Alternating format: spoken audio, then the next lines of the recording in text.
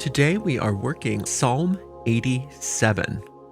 Psalm 87 is an interesting psalm in that it's used for success in the arts. It's used to bless any situation, and it's also used to dissolve evil.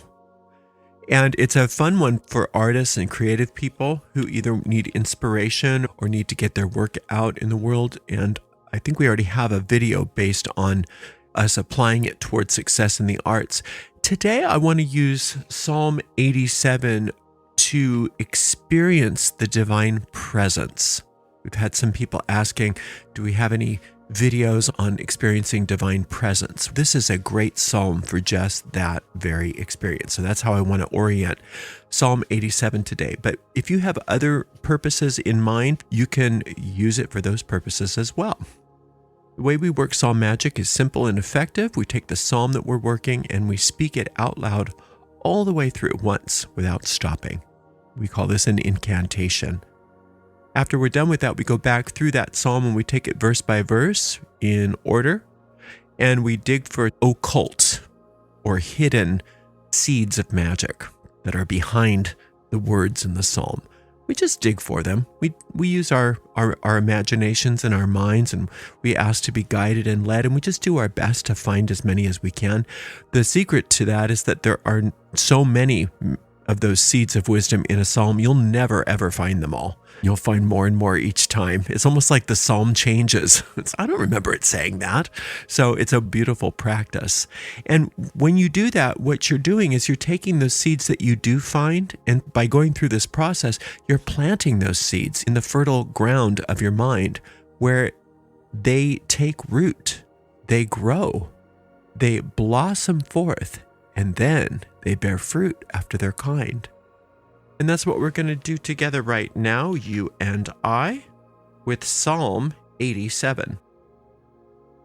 His foundation is in the holy mountains. The Lord loveth the gates of Zion more than all the dwellings of Jacob. Glorious things are spoken of thee, O city of God, Selah. I will make mention of Rahab and Babylon to them that know me. Both Philistia and Tyre with Ethiopia, this man was born there. And of Zion it shall be said, this and that man was born in her, and the highest himself shall establish her. The Lord shall count when he writeth up the people, that this man was born there, Selah. As well the singers as the players on instruments shall be there. All my springs are in thee. The scholars of the book of Psalms scratch their heads when they read this psalm because it's somewhat enigmatic. It's just a little odd. It's not quite like other psalms, and that's one of the reasons why I think it's so good for artists and creative people. But it's a beautiful psalm.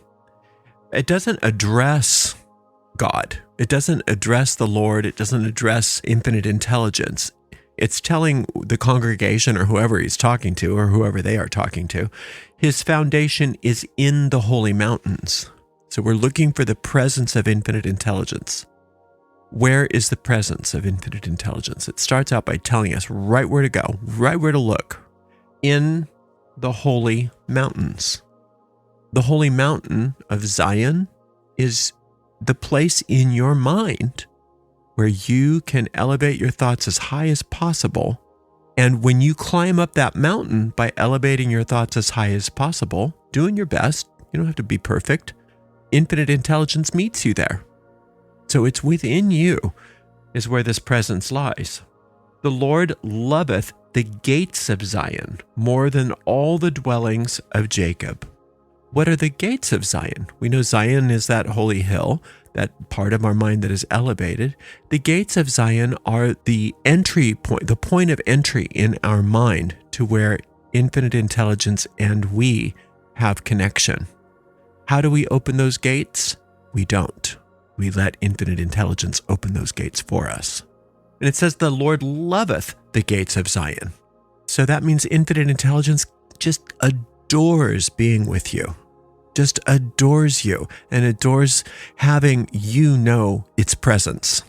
And its greatest pleasure comes from being with you more than anything, more than any other place in your mind, more than anything else about you. Loves this part of you where you are together.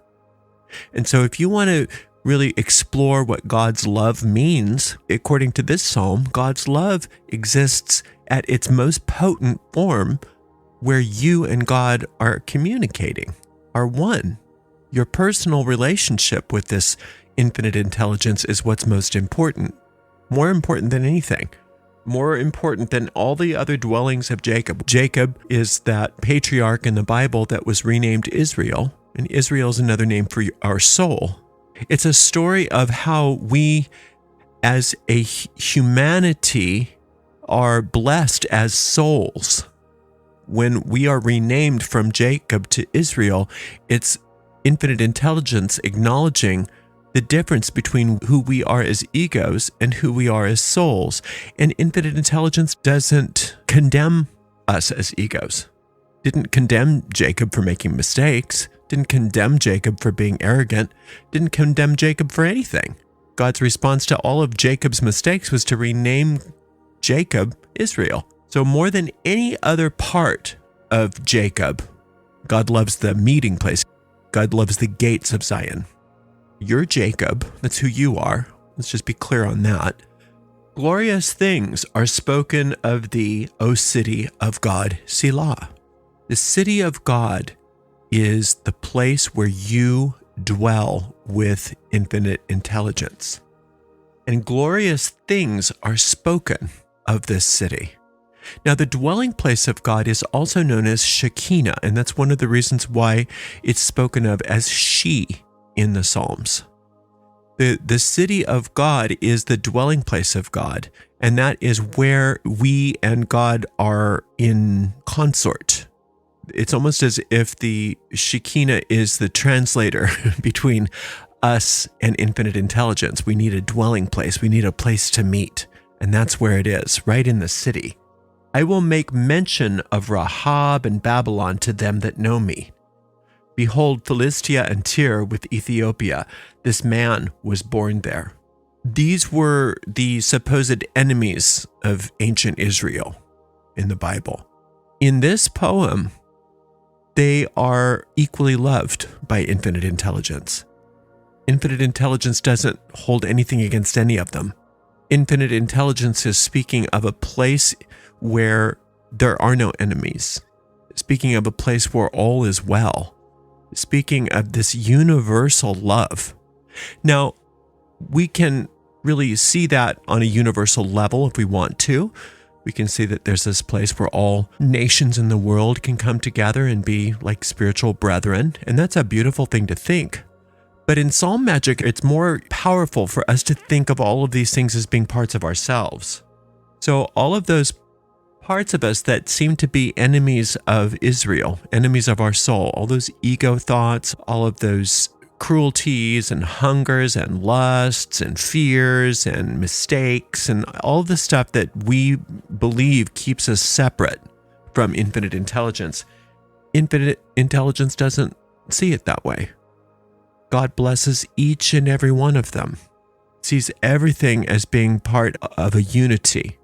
And so there's nothing that you can offer to the infinite that's going to cause you to be rejected by God. You can't. You can try really hard to prove to God, see, I'm not worthy. I'm not worthy. Look at me. I'm Rahab. I'm Babylon. I'm Philistia. I'm Tyre. I'm Ethiopia. I'm bad. And God's not going to buy it. God's going to love you anyway, no matter what. And of Zion it shall be said, this and that man was born in her, and the highest himself shall establish her. Everybody was born in Zion. Everybody's got a soul. Everybody's worthwhile. But when we look at it as parts of ourselves, there is no spot where God is not. God did not make junk. There's no part of you that is not of the gods. You can't undo your holiness. And the reason why we have a hard time experiencing the presence of God or the presence of the infinite is because we are preoccupied with the idea that we don't deserve it. We are preoccupied with the idea that we are not godly, that we are not holy, that we are not worthy. That's us. We are preoccupied with these ideas of problems and where we don't make the grade and we fall short and we are the fallen, we are sinful, all of that. I guarantee you God doesn't see you that way. God never has and never will. God sees you as one thing and one thing only, beloved. And so if you can get that, if you can at least just try that on for size, experiencing the presence of the infinite is easy because you're no longer resisting it. You're no longer worried that the presence of God's going to hurt you. You're no longer worried that you're going to be punished or sent to hell or some nonsense like that humans have used against us all of these generations in order to keep us in line and in order for us to do certain things, right? None of that comes from God. It says, this and that man was born in her, and the highest himself shall establish her. So God establishes you as a soul. That's what happens. God establishes you as a soul. And since God establishes it, nobody can go against it. And you've already been established as a soul. You are that because you're an extension of God. You're just as important as everybody else. In God's eyes, there's no differentiation. There's no, this is a great man, this is a great woman, this is an insignificant person, this is a sinner, this is a saint, this is the faithful, this is the non-faithful, these people go to hell, these people go to heaven. None of that exists in God's mind. God knows the truth about every single one. And the truth is that you were created as perfect. And since you're perfect as a soul, that's the only thing that matters. And if you want to experience the presence of the infinite, you have to understand that all of the stuff about you that's not the way God created you, it doesn't really exist except in the storyline of this world. And God could not care less about the storyline of this world. God cares about you. The Lord shall count when he writeth up the people that this man was born there. So God's going to have this great judgment. That's the story, right? We've heard about this. This is going to be the last judgment where everybody gets lined up and God gives his opinion of you. That's the story many of us were taught. In a way, that's true, that God will give his judgment of you. And I'm just saying his just because it's an easy way to describe this. But what we don't understand is that judgment has already been established. And God thinks you're fabulous. And you can't change that. And you need to stop trying because you're trying to prove to yourself and to the universe and to God how unworthy you are and how bad you are is the only thing keeping you apart from experiencing the presence of God. Because without all of that stuff, it's just natural that you experience the presence of God because that's who you are. You're an actual extension of that. The finger doesn't think it's not part of the body. The rest of the body, right? The head doesn't go, oh, I'm just so separate from this body. That would be silly. But for some reason, we think that. Some reason we believe that we are just completely autonomous on our own, vulnerable, scared, more powerful, less powerful, whatever it is, whatever our story is. And we are just caught in that illusion, caught in that nightmare, caught in that hallucination. It's like we were given this hit of LSD and we're having this horrible trip about being something that we're not. And God doesn't see any of that about you, doesn't buy any of that. God knows the truth about you.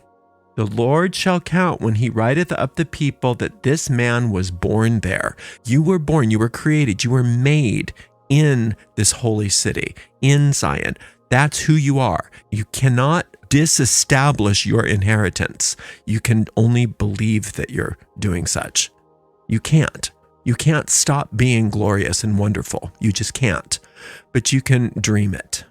As well the singers as the players on instruments shall be there, as all my springs are in thee. As well the singers as the players on instruments shall be there. In Zion. So on one hand, every part of you will be celebrating. when you come together. When you're feeling and experiencing the presence of God, it automatically attunes every aspect of your being, which are the singers and the players on instruments, to be happy, to join into that song. And what happens when an orchestra is playing together and a choir is singing together? They're all coming together in harmony, and they're doing it in such a way that each and every player is essential, and that what's going on within that harmony is a beautiful reflection of how the universe operates in a similar kind of harmony. And so the reason why we love to listen to those kinds of harmonies is because it reminds us of what it is, what the truth is. And so that kind of harmony is actually happening in you. And if you can if you can experience the presence of God, not only are you experiencing something that you used to think was external to you, you're experiencing how your entire being responds to that presence, which is singing and playing in harmony naturally with that energy, with that force of creation. And the singers are how you express yourself spiritually, and the players of instruments are the doers and the things that you do as you express yourself spiritually. So all you do and all you say when you are at one with infinite intelligence and experiencing the presence of God is in harmony with the will of God, or also what's called here Zion, which is that place where we and God are one. And the place where we and God are one is where we exist as souls. And we as souls can't make mistakes, can't be anything but harmonious. All my springs are in thee. Now, when you think about the springs, water that comes up in the earth, when you think about what a spring is like in the desert, it's a miraculous gift from the infinite that your thirst is quenched out of nowhere. And see, that's what happens when we are experiencing the presence of God. Everything that we need springs up and is just there for us. We don't have to go searching for it. We don't have to go find it. It just springs. And that's exactly how it should be. And what looks like a miracle to us from the point of view of infinite intelligence is just commonplace. It's just normal. But the reason why it seems like a miracle to us is because it's so different than the way we've been experiencing our lives. Because we've been experiencing everything but the presence of God. We've been experiencing everything that is not the presence of God. And everything which is not the presence of God isn't true, isn't real, and it's not God's will. And therefore we don't experience the springing up of all of the good. We don't experience that kind of prosperity, that kind of love, that kind of harmony, that kind of joy, that kind of happiness. We just don't, because we've removed ourselves from it, or at least attempted to do so. When we come back to a psalm like this and say, wait a minute, I want to experience the presence of the infinite, then we are realigning ourselves to the way things are supposed to be. And when you realign yourself with the way things are supposed to be, the things that aren't supposed to be stop happening. And it seems like a miracle, when in reality, all it is very normal from God's perspective. So you just keep coming back to this psalm each and every day until you start to have a sense of peace, a sense of certainty that all is well. And you really do start relaxing and not worrying and fretting so much about whatever it was that you brought to the psalm. And that's just an indicator to you from your deep mind that it's working. And so you don't have to do this anymore. You can move on to something else because this spell has taken. Thank you so much for joining me today. I so appreciate you. Until next time, blessed be.